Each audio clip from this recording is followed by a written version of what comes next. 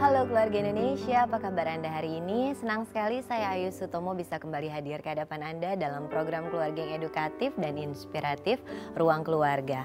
Keluarga Indonesia memiliki keluarga yang harmonis dan orang tua yang lengkap tentunya menjadi dambaan bagi setiap keluarga dan tidak terkecuali anak-anak. Namun keluarga Indonesia ada banyak anak di luar sana yang terpaksa harus terpisah dari orang tuanya karena orang tua harus mengalami perceraian. Dan tahukah Anda keluarga Indonesia bahwa angka perceraian di Indonesia itu merupakan salah satu yang tertinggi di Asia, dan keluarga Indonesia angkanya semakin tahun itu terus meningkat. Padahal perceraian itu sendiri selain membawa dampak buruk bagi kedua belah pihak, tetapi juga membawa dampak yang demikian besar bagi anak-anak korban perceraian, apalagi jika tidak ditangani secara tepat. Nah, keluarga Indonesia di Ruang Keluarga kali ini kita akan membahas topik bagaimana menangani perceraian secara positif. Apa yang harus dilakukan? Apa yang harus dipersiapkan oleh orang tua ketika memang dengan sangat terpaksa memutuskan untuk bercerai agar anak-anak tidak menjadi korban. Dan bagi keluarga Indonesia yang ingin konsultasi atau diskusi seputar topik yang sedang dibahas kali ini, Anda kami tunggu di nomor 021 2903 2644 atau Anda juga bisa mention kami via Twitter di @dai_tv dengan hashtag Ruang Keluarga. Nah, keluarga Indonesia, sebelum kita berbincang lebih banyak lagi tentang topik ini, seperti biasa kami telah menyiapkan satu tayangan yang berisi pendapat dari keluarga Indonesia di rumah tentang topik yang akan kita bahas. Seperti apa tayangannya? Simak yang berikut ini. Ada sih. Salah satu keluarga. Perceraian itu sesuatu yang menakutkan. Perceraian itu tidak baik sih sebenarnya ya. Kurang bagus ya Mbak ya, apalagi dampaknya untuk kondisi anak. Sangat berpengaruh bagi kehidupan rumah tangga, kadang anak juga jadi korban. Pengaruhnya biasanya bersama keluarga seperti ayah dan ibunya, tapi salah satunya udah nggak ada. Sangat menekan anak, jiwa anak. Anak menjadi nggak bisa bebas berekspresi karena dia jiwanya menjadi apa ya, kayak dia sifatnya menjadi tertutup dengan lingkungan karena banyak yang dia pikirkan mengenai kedua orang tuanya. Kalau kita lihat secara yang garis besarnya aja, biasanya kan anak-anak suka kalau ke sekolah dijemput sama mama papanya, tiba-tiba yang jemput cuma papanya aja, mamanya nggak pernah jemput. Kan ada teman-teman yang, kok si ini nggak pernah dijemput mama, kasihan anaknya kayak gitu kan. Pasti dia membutuhkan kasih sayang kedua orang tuanya kan. Jadi bahan pembicaraan sama tangga-tangganya gitu, jadi mau keluar rumah juga kadang dia malu, paling di rumah aja sama teman-temannya gitu. Kedua belah pihak pasangan ya, dari suami atau istri itu harus saling terbuka. Intinya itu harus komunikatif. Jangan sampai terpancing emosi hingga ego masing-masing sampai akhirnya mendahulukan ego masing-masing. Itu yang dampaknya kurang bagus banget. Kalau misalnya ada masalah, jangan terlalu pakai emosi gitu. Jadi kalau bisa dilibatkan keluarga atau tetangga-tetangganya untuk diajak bicara. Jadi jangan kalau ada masalah ribut di rumah saja terus tahu-tahu pisah. Tidak hanya untuk suami istri, biasanya yang mengalami perceraian itu ada satu keluarga yang suka ikut campur juga ya. Nah, jadi dalam perkawinan itu tidak hanya menyatukan suatu insan, tetapi semua keluarga, baik keluarga wanita dan keluarga pria.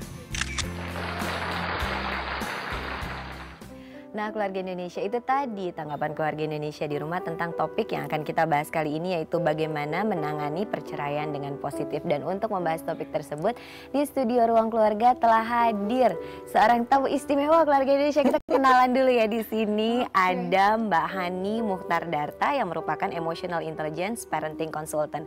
Mbak Hani, apa kabar? Baik, Mbak Ayu. Senang sekali kita ketemu lagi di Ruang Keluarga ya. Oh.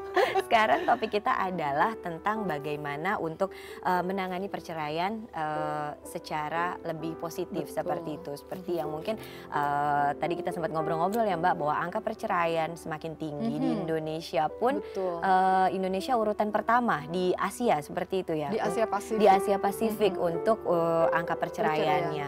Nah, kira-kira apa yang membuat angka perceraian menjadi paling tinggi di Indonesia dan semakin tinggi, meningkat terus jumlahnya setiap tahun? Iya, betul. Jadi kalau dipelajari 70% peningkatan dalam kurun 2005 sampai 2010. 5 tahun 70%. Dan 70% yang menggugat cerai adalah wanita.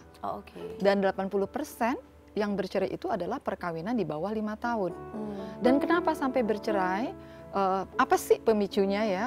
Kalau saya kasih singkatan 2Ps, 2P ya. Poor relationship skills dan juga poor choice. Ya, skills untuk membina hubungan baik itu masih sangat rendah atau belum terdevelop dengan baik. Dan kedua adalah memang pilihan yang belum tepat. Kemudian kenapa sampai wanita nih yang paling banyak menggugat cerai 70% ya datanya? Karena para wanita ini sekarang ini kan tambah pinter, perempuan-perempuan ya. Kemudian mereka mempunyai pekerjaan karir yang luar biasa bagusnya. Baik itu karir di office maupun juga karir di rumah ya. Usaha apapun kebanyakan perempuan itu mengalami kesuksesan yang baik. Dengan pendidikan yang tinggi, kemudian karir yang bagus, mereka juga terbentuk self-worth, menghargai terhadap diri sendiri, self-love, menyayangi diri sendiri, dan self-control. Sehingga ketika mereka mengalami hal-hal yang tidak sehat dalam hubungan, ya, yang tidak baik buat dirinya dan anak-anaknya, mereka mempunyai keberanian untuk memutuskan perceraian. Sebetulnya aspek-aspek apa sih Bu yang bisa memicu perceraian seperti itu? Yang membuat satu rumah tangga yang memang menikah, pada saat menikah kan rasanya penuh cinta begitu ya. Di bawah usia 5 tahun perkawinan kemudian memutuskan untuk berpisah. Nah, sebetulnya apa sih yang umumnya menjadi pemicu? Pemicunya ya, kalau saya pelajari kemarin dari pengalaman saya melakukan sessions ya, intinya niat nomor 1, niat untuk mempertahankan perkawinan sampai akhir hayat. Yang belum kuat. Sebentar-sebentar ada masalah, cerai aja deh, cerai aja. Sehingga itu kan kata-kata yang dikeluarkan itu merupakan doa juga ya. Sehingga itu juga merupakan bagian refleksi dari belief orang itu, keyakinan. Sepertinya tidak yakin untuk bisa mempertahankan kan. Kemudian yang kedua juga adanya belum ada pembicaraan yang mendalam. Ketika kita menikah, apa saja yang sebaiknya kita pertahankan hal-hal baik. Kemudian hal-hal yang belum pas, yang harus kita stop, apa? Kemudian ayo kita membangun hal-hal baik yang harus kita mulai. Pembicaraan seperti itu sebaiknya sudah dimulai sejak sebelum menikah, ketika memutuskan untuk menikah. Ya. Kemudian yang berikutnya juga value. Value yang belum pas. Misalnya value yang 3 top lah kalau menurut saya. Nomor 1 tentang kejujuran. Kedua saling menghargai, respect ya. Dan ketiga saling mendukung. Kebanyakan kalau yang saya lihat hobi sama, value beda, berani nikah. Coba karena hobi yang sama ya, kan padahal banyak, tapi value malah nggak dibicarakan. Kan bukan hobi yang kita lakukan, boro-boro kita ngerjain hobi. Ngurusin rumah tangga aja kita sudah repot ya, apalagi kalau kita bekerja. Itu yang terkadang belum terpikirkan ya. Kemudian hal-hal lainnya juga adalah tentang bagaimana nih dibicarakan tentang manage keuangan. Kan itu pun juga menjadi aspek menjadi salah satu pemicu kan. Masalah belum suami istri kerja, tetapi ketika misalnya harus membayar cicilan rumah atau gimana, pembicaraan belum ada sebelumnya, si istri aja yang bayar, dan seharusnya kan mereka dibicarakan siapa. Akhirnya itu menjadi konflik. Dan yang terakhir adalah kemampuan untuk mengatasi atau menangani konflik yang belum terbangun. Padahal dalam kehidupan ini kan nggak mungkin bebas konflik gitu loh. Itulah beberapa hal yang memicu. Oke, kita baru sampai di hal-hal apa yang memicu. Iya. Kalau misal ternyata terpaksa harus pasangan kemudian memutuskan untuk bercerai, lalu apa yang harus dipersiapkan dan lakukan agar anak-anak tidak menjadi korban begitu ya Mbak ya? Itu kan kita bahas nanti Mbak, Boleh. selepas beberapa informasi menarik yang telah kami siapkan untuk Anda. Tapi sebelumnya kembali Keluarga Indonesia, kami mengundang keluarga Indonesia di rumah yang ingin berkonsultasi atau berdiskusi seputar topik yang sedang dibahas kali ini. Anda kami tunggu di nomor 021 2903 2644 atau Anda bisa mention kami via Twitter di @dai_tv dengan hashtag Ruang Keluarga. Kita lanjutkan perbincangannya dengan Mbak Hani setelah beberapa informasi menarik yang telah kami siapkan untuk Anda. Tapi sebelumnya, silakan Kak Boys, go!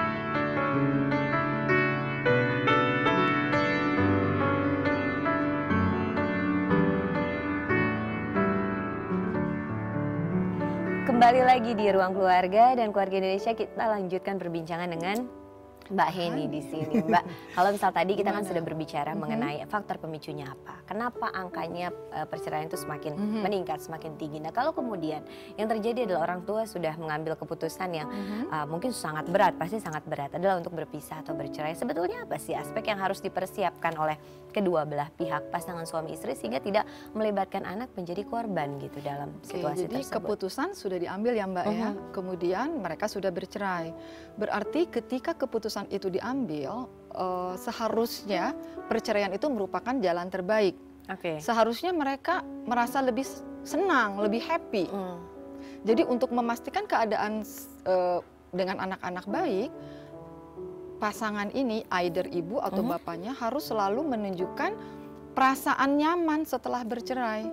Hindari untuk menunjukkan perasaan kecewa di depan anak. Kalaupun dia masih merasa sedih atau kecewa, dia harus mengekspresikannya dengan baik dan sehat. Ya, ada mengekspresikan ketidaknyamanan terhadap perpisahan atau perceraian. Iya, dengan cara karena yang ketika pada dasarnya ketika seseorang berpisah, walaupun itu keputusan terbaik, pada dasarnya kan mereka mengalami grief and loss. Oh iya betul. Ya, dan menurut ahli, grief and loss itu kan mempunyai 5 tahap ya. Oke, betul. Tahap pertama adalah denial. Denial dulu. Kedua adalah anger. Ketiga adalah bargaining. Coba kemarin gini, coba kemarin begitu gitu ya. Keempat kemudian dia mencari exploration. Kemudian acceptance. Ya. Dan untuk sampai ke tahap akhir tahap itu acceptance itu kan banyak sekali tahap. Jadi tentunya baik itu suami, istri akan mengalami grief itu dan loss. Kemudian juga anak-anak. Jadi ketika masih ada anger, itu adalah bagaimana supporting system dari keluarga terdekat. Ketika misalnya bapak ibunya belum bisa pay attention kepada anak karena mereka sendiri masih dalam grief loss stage tadi, keluarga terdekat yang dekat dengan anak harus ada yang bisa betul-betul support anak supaya anak itu merasa nyaman. Walaupun ada perpisahan, ketika mereka sedih, biarkanlah mereka mengalami kesedihan tersebut tanpa dilakukan fixing atau diperbaiki oleh keluarga terdekat atau even parents-nya. Sedih itu biasa. Oke. Ketika dia malah, udahlah jangan sedih, kan masih bisa ketemu papa. Itu artinya justru itu adalah memperbaiki perasaan anak, sementara anak belum bisa dealing dengan kesedihannya tersebut. Di situ sikap orang tua dan social support di dalamnya menjadi sangat penting. Sangat ya. penting. Oke, kalau gitu sekarang kita ke Kak Bosko. Kak Bosko, lingkungan sekitar Kak Bosko, ada nggak yang dengan sangat terpaksa harus berpisah begitu? Gimana Kak? Ya, ada satu. Jadi dia memang berpisah, tapi kelihatannya ibu menjadi single parent ya, bekerja, dan anak-anaknya memang kelihatannya kurang diperhatikan, kadang-kadang dititipkan ke tetangga, kadang-kadang ada saudara jauh yang datang. Jadi anak-anak itu memang kurang diperhatikan.